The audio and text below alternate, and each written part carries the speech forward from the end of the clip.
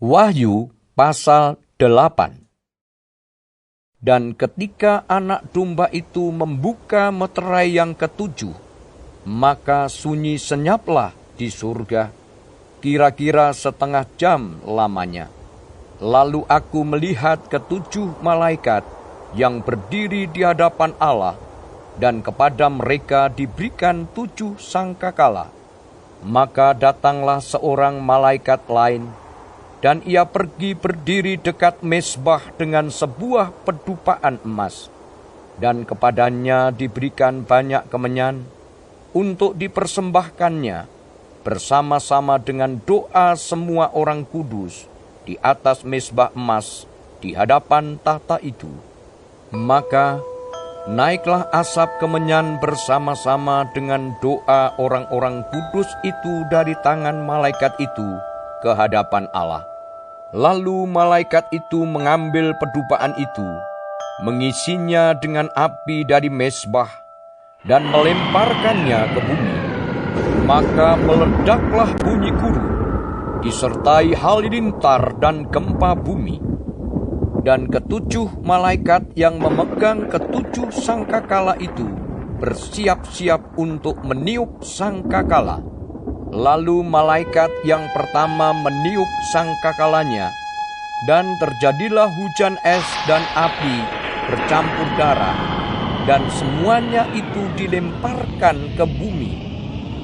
Maka terbakarlah sepertiga dari bumi, dan sepertiga dari pohon-pohon, dan hanguslah seluruh rumput-rumputan hijau.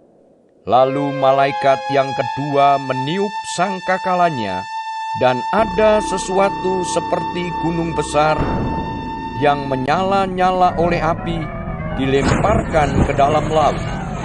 Dan sepertiga dari laut itu menjadi darah, dan matilah sepertiga dari segala makhluk yang bernyawa di dalam laut, dan binasalah sepertiga dari semua kapal.